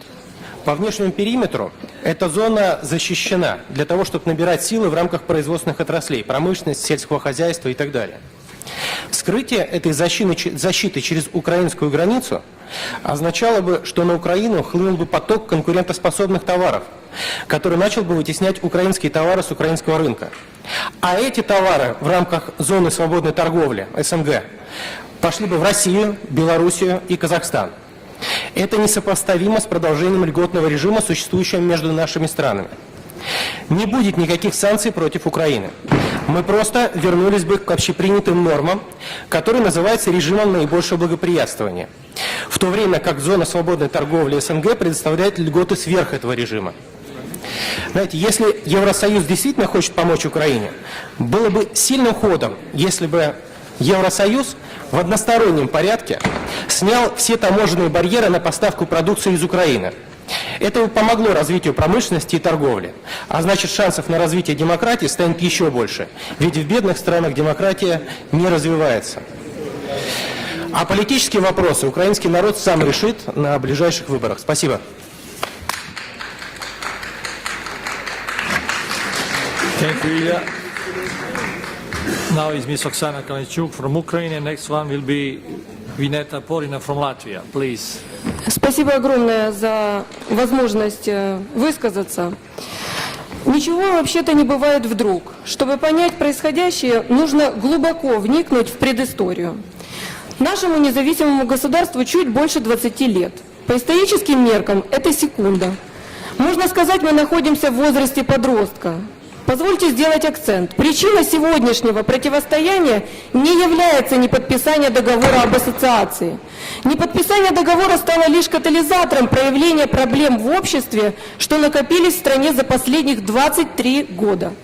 Уже через неделю противостояний было видно, что у каждого участника были свои мотивы для присоединения или неприсоединения к протесту в том или ином виде.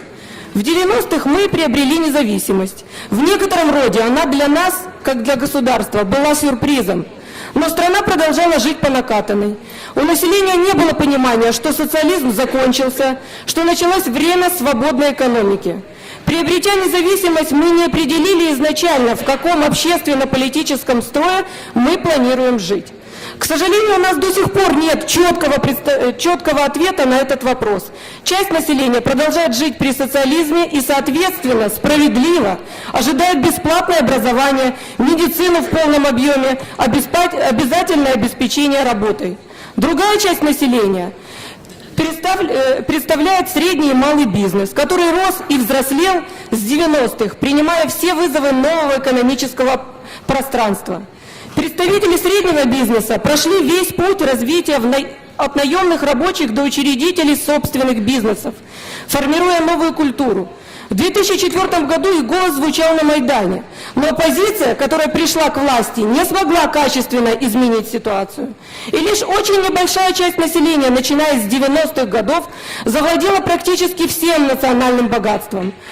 Она все эти годы формировала работу государственной машины под себя. Именно по этой причине все оказались на разных полюсах, и противоречия накапливались годами, разрывая страну на части. Обществу необходим был диалог.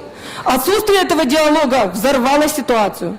Фракция, которую я представляю, это фракция Коммунистической партии Украины, которая, понимая всю эту проблематику, предлагала проведение референдума, который предоставил бы возможность вскрыть все проблемы до того, как начнется бунт, который мы сегодня наблюдаем. В акции протеста вовлечены разные социальные слои общества и поколения.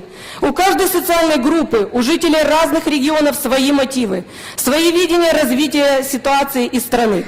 Поэтому в протестах довольно высокая доля стихийности, спонтанности, анархии. Наше предложение, к сожалению, на том этапе не было услышано. То, что происходит сейчас, все же феномен для гражданского общества. Можно сказать, мы проходим путь взросления, формирования гражданского общества, где люди по-другому начинают относиться к политике и политикам. Им не нужны сегодня кумиры ни от власти, ни от оппозиции. Они хотят видеть в лице политиков-управленцев, которых общество нанимает на работу. И если они не справляются с поставленными задачами, то их увольняют и берут более эффективных. Со временем выбор эффективного менеджера для обслуживания интересов общества станет нормой жизни. Каждое государство проходило через такие события, просто это было у всех давно. Я полностью согласна с господином Оливером Спенсером, который сказал вчера, что мы как парламентарии должны стать настоящими качественными посредниками в диалоге между правительством и обществом. Именно это сегодня и делает наша фракция, имея такие ценности в политической культуре. Мы очень ценим все ваши советы и благодарны за ваше участие в урегулировании политического конфликта в Украине. И все же я хочу подчеркнуть, политик – это родитель по отношению к своему народу. И я верю, мы сможем самостоятельно воспитать нашего ребенка. Ведь наша любовь к нему бесспорно сильней, чем у кого-либо другого. Спасибо. Thank you. Thank you, Oksana. As I announced, Ms. Inet Porina from Latvia, and next one will be Nils Zasena from Portugal.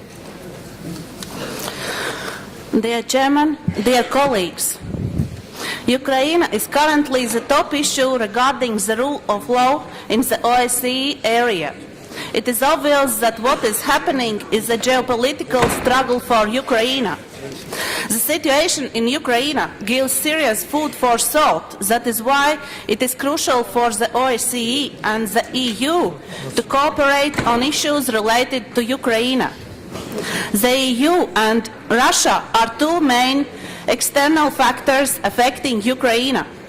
But democracy and the rule of law in this dispute is represented only by the EU. The other side represents geopolitics and imperial ambitions. The Russian Federation has implemented aggressive propaganda against Ukraine's European integration, Russia's propaganda is aimed in two main directions. First one, at the West and often heard at the OSCE, also at Assembly. Secondly, at the public in Russia and its neighboring countries. Russia is not even attempting to conceal its geopolitical ambitions. Russian officials have already announced that Eurasian Union is not possible without Ukraine. There is reasonable suspicion that Latvia has also been planned to have a role in the Eurasia project. Many current ongoings in Latvia are related to the development of President Putin's Eurasia project. Many people also do not know what the Eurasian integration offered by Russia really is, what role of Moscow will have in this new union, and what part will other capitals get to play. Let us not hold any illusions. The Eurasian Union will not resemble the EU. It will be the heir of the USSR, where the big brother will govern all policy. For Ukrainians or Armenians to see the future of their country in the Eurasian Union, they just have to look at Abkhazia, South Ossetia or Transnistria.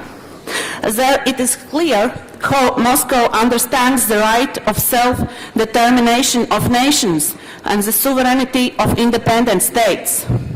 Georgians and Moldovans already know it. That is why they are continue to work towards association agreements with the EU. I hope they will succeed. Ukrainians should receive more information about positive experience of Poland and the Baltic states.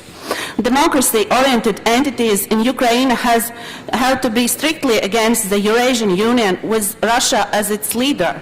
The EU and the OSCE must contribute to further democratic development in Ukraine, in ensuring that the fundamental issues that the state is dealing with are resolved in a democratic manner. Thank you for your attention. Thank you, Vinette.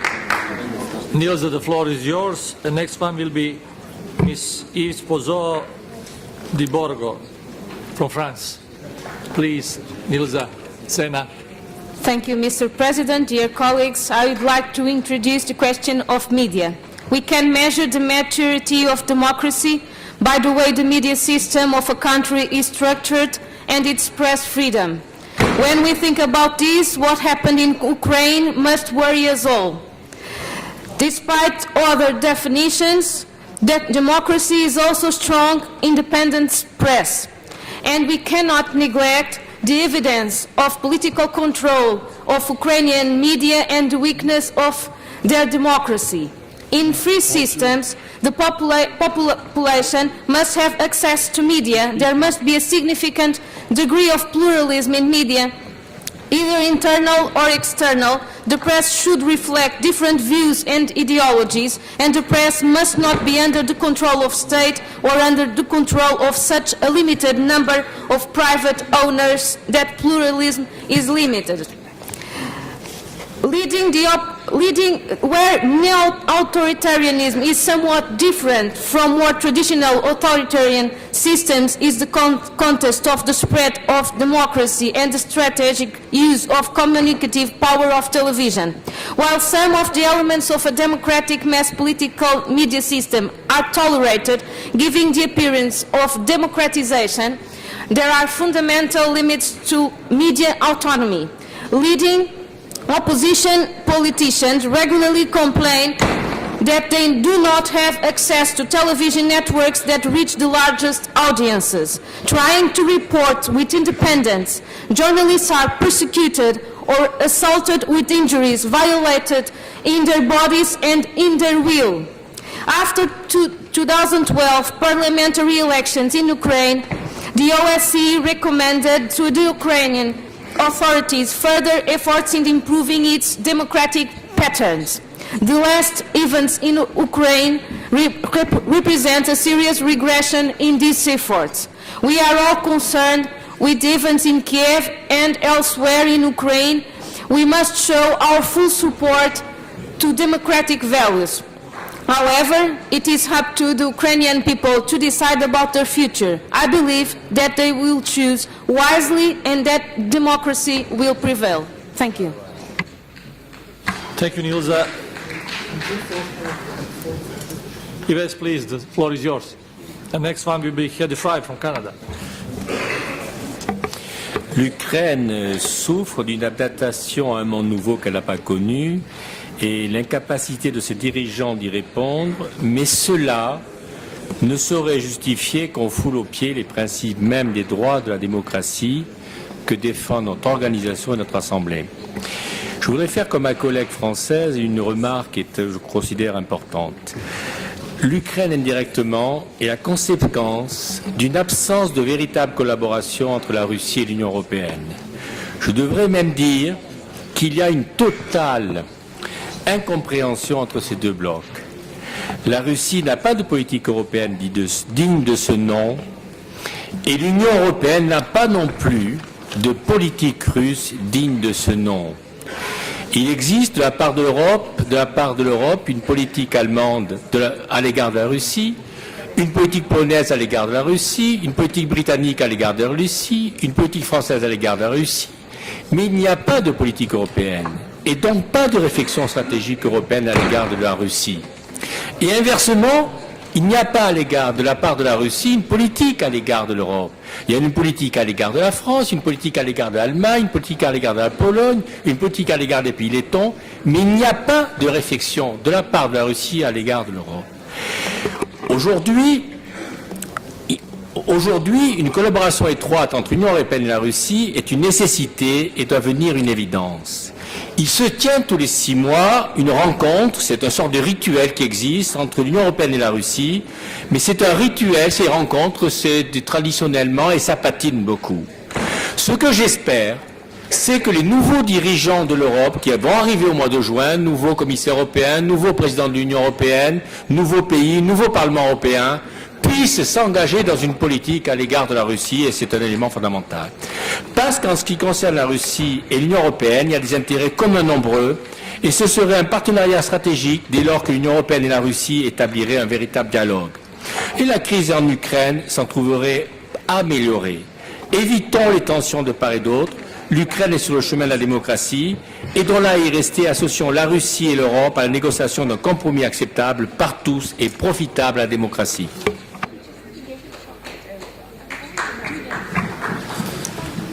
Thank you, Yves. Hedy, saving our time. Thanks a lot, Hedy. And the next one is Mr. Volodymyr Nakonchny from Ukraine. You could summarize and distribute. Volodymyr, are you ready? Not here. Так, следующий. Я? Спасибо. Уважаемые коллеги, обращаюсь к вам, вы все достойные, уважаемые, с большой политической активностью в своих странах. Хочу вам сказать, что Украина найдет достойный выход из создавшегося положения. Украинский народ достаточно мудр, чтобы найти это решение. И хочу заверить, что Украина не меняет своего вектора европейского, и нам жить с вами в одном большом европейском доме. Поэтому обращаюсь к вам с одной просьбой, уважаемые господа, уважаемые коллеги. Сегодня в некоторых странах раздаются необдуманные, резкие заявления чиновников достаточно высокого уровня, которые воспринимаются нашим народом как мнение, как позиция всего народа той страны, откуда такие заявления, где такие заявления звучат. Поэтому я обращаюсь к своим коллегам.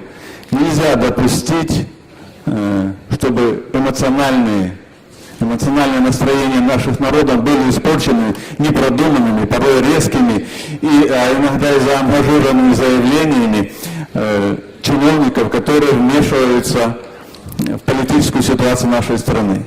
А нам жить вместе в одном большом европейском доме. И нам надо сохранить самые добрые отношения между нашими людьми. Спасибо. Thank you, Volodymyr. And the next one is Ibrahim Abrikedo from Kazakhstan. Спасибо, господин председатель. Уважаемые коллеги, Казахстан и Украину связывали и связывают традиционно дружественные партнерские отношения, основанные на взаимном интересе к дальнейшему их укреплению. Естественно, мы с большой обеспокоенностью наблюдаем за развитием событий в этом государстве. Если говорить об оценке казахстанской стороны текущей ситуации в Украине, то прежде всего хотел бы подчеркнуть, что мы осуждаем насилие в любой его форме. Мы с большим сожалением наблюдаем за тем ущербом, который политические противоречия наносят сильному и уважаемому европейскому государству, обладающему колоссальным экономическим, промышленным и человеческим потенциалом. При этом казахстанская сторона целостно рассматривает Украину как своего важного партнера и не делит ее по линиям правительства-оппозиция или сторонники европейской и евразийской интеграции. Мы надеемся на мирное разрешение ситуации в правовом поле и не испытываем ни малейшего сомнения, что Украина сделает мудрый выбор в своем дальнейшем внутри и внешнем политическом развитии, основываясь исключительно на собственных коренных национальных интересах. Спасибо за внимание.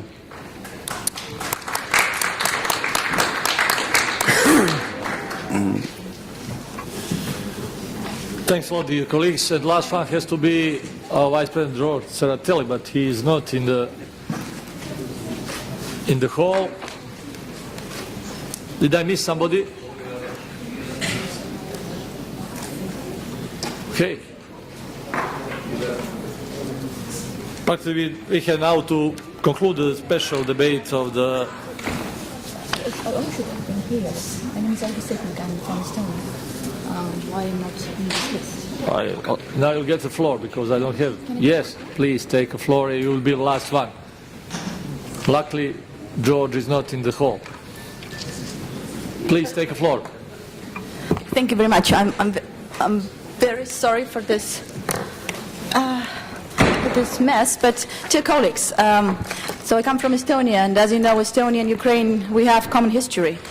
And we have large Ukrainian community, third largest, with about 1.75% of population. Many of Estonians have friends and relatives living in Ukraine. Me, myself personally, I also have Ukrainian roots.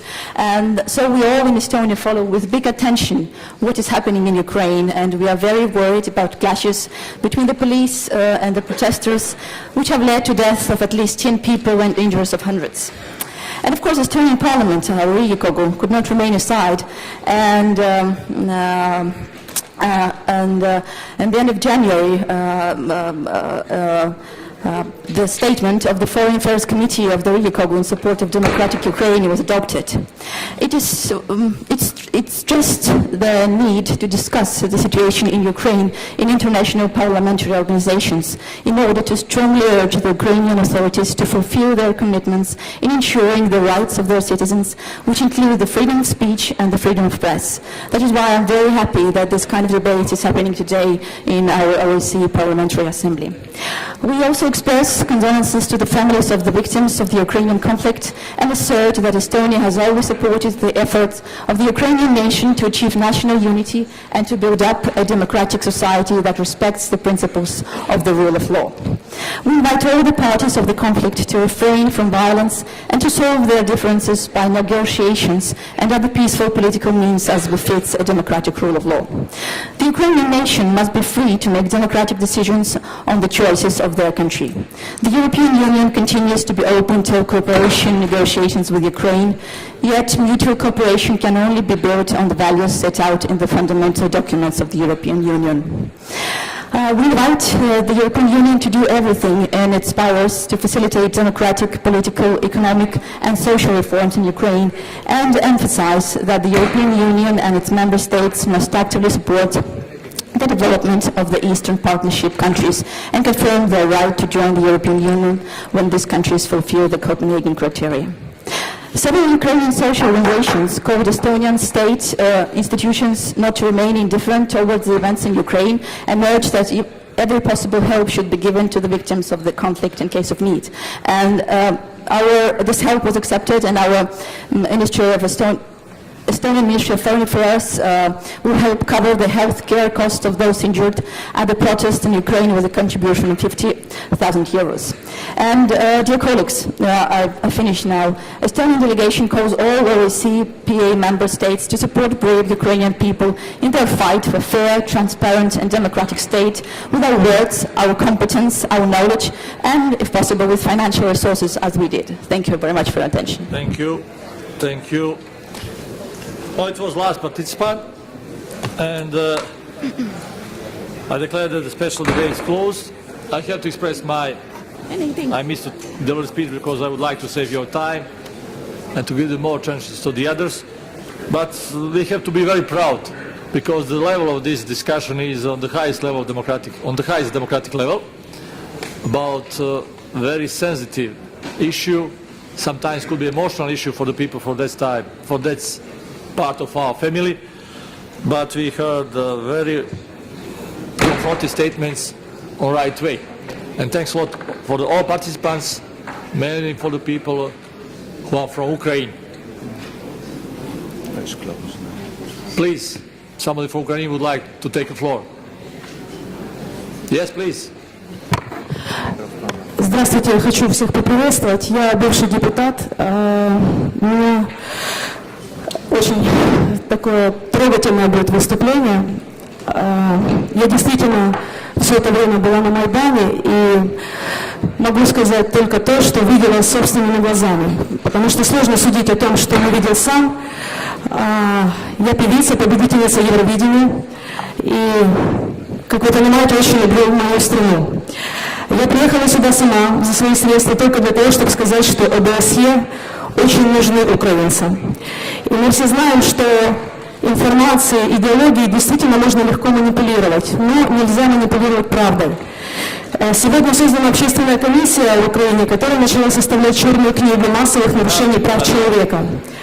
Последние события свидетельствуют о том, что можно говорить, в Украине осуществлены преступления против человечности.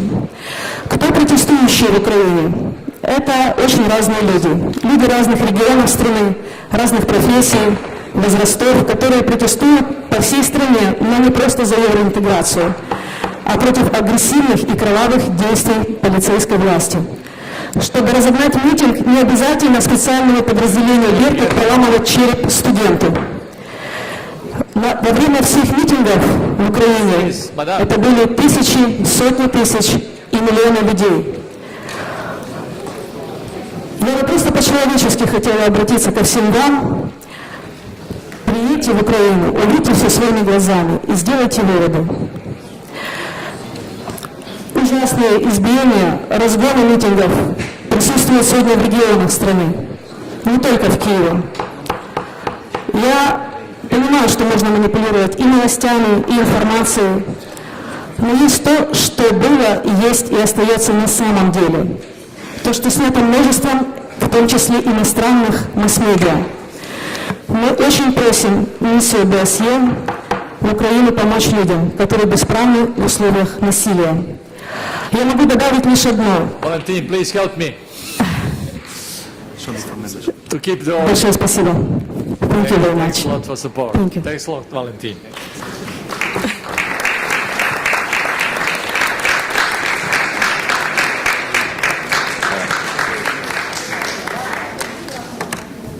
Above all, this is the open area for the freedom of speech. Freedom of speech. And I concluded the discussion, and now we have to decide what we'll do. We just have 20 minutes for 20 speakers. If you would like to open discussion about xenophobia, radicalism, and extremism, do we have a chance to speak 1 minute? Alternative is to postpone the topic for the Baku.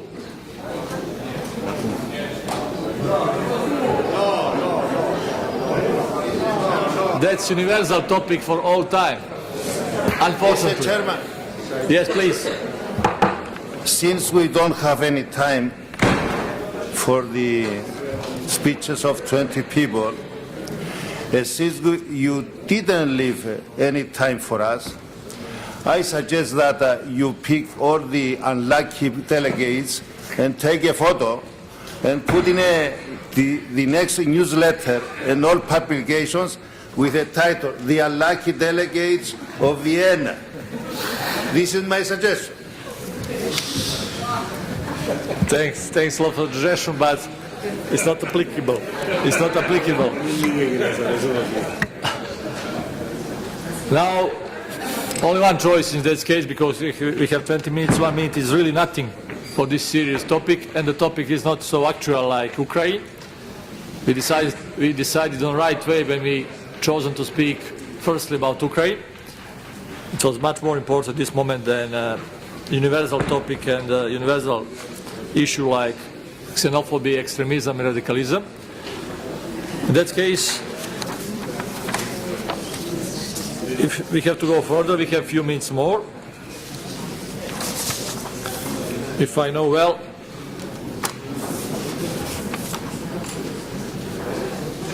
just one topic is still on the agenda. Concluding a statement by the OSCE PEI president. That's the last one.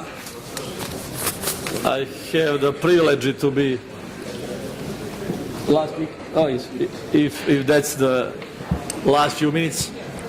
I missed to speak about Ukraine, but I would like to thank all of you that expressed that I felt solidarity, I felt readiness to help Ukraine, and I felt that Ukraine is a part of our family, very important part, big country, important country, and we share emotions with the people of the Ukraine. We will try to help them, to facilitate if they would like to see us like participants in dialogue. We would like to encourage them to be mature leadership of the nation, to be together like today with us. All delegation of Ukraine was together. Opposition position, people from Maidan and people from the government side, and they have shown that we have to believe that they are ready and they are capable to solve those issues on right way, on peaceful way, and to go to the next phase of development of democracy in Ukraine. Generally, we had very busy and very fruitful 2 days. Our joint sessions of 3 committees, very fruitful discussion on our 3 committees, and the first time we had a meeting of the chairs of our 3 committees with the chairs of the OSCE committees. New phase of development of our cooperation with the OSCE structures, executive structures, what is new pillar of the sense of community, sense of coordination, cooperation inside the OSCE family.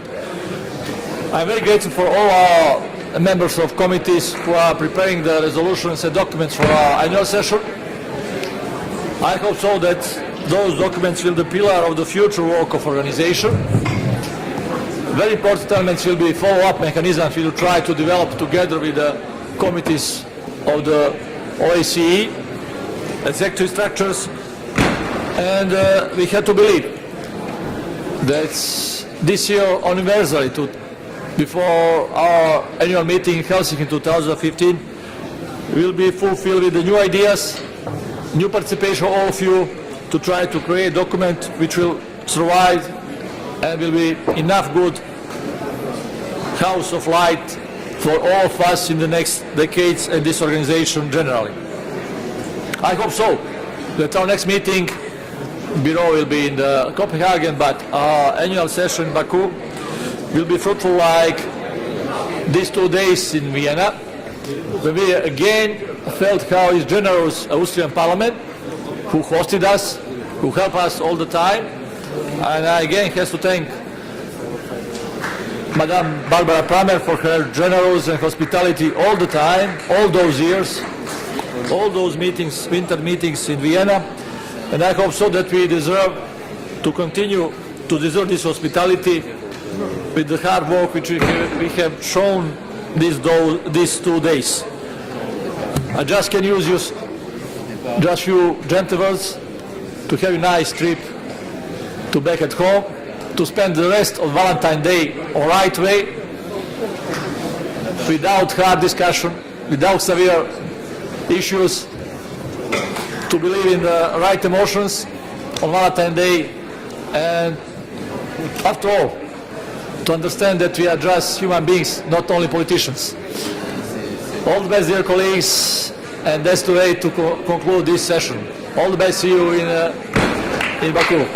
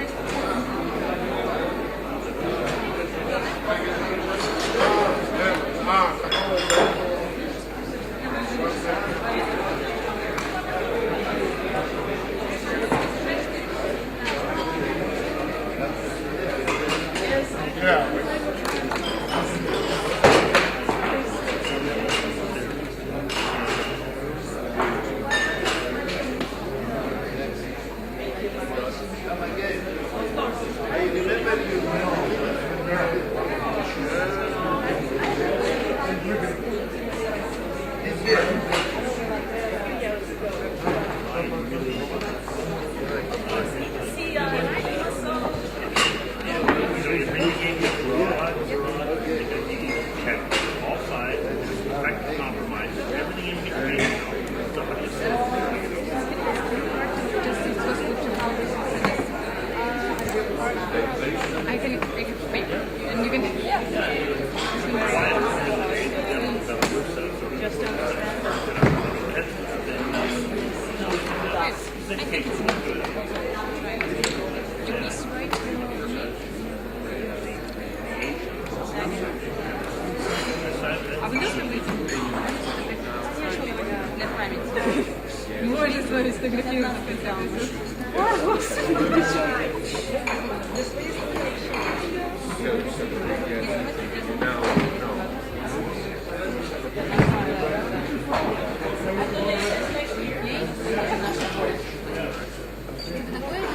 Татьяна, да?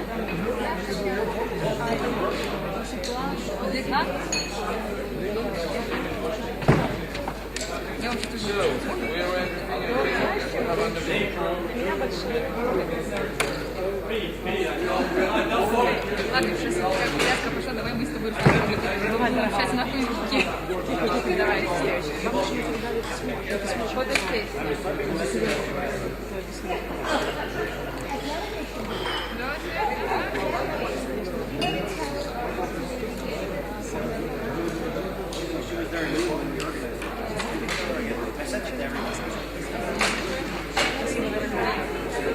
стараемся революцию. Мы за всех постоим, мы за вас постоим.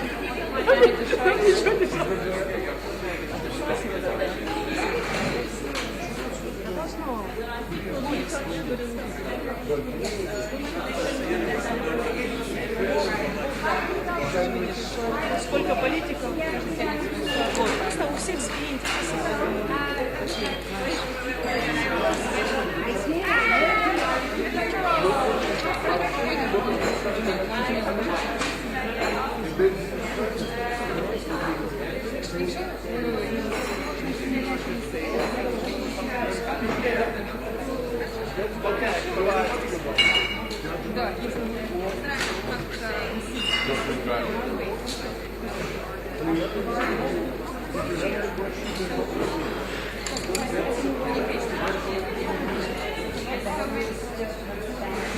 Да, Новости. Людям помогают такие элементы. Мы приезжаем, чтобы тут что-то так сильно сделать. Чтобы нашим помочь, чтобы наши поверили, знаешь, что какая-то правда, что люди как-то все понимают, включаются, да.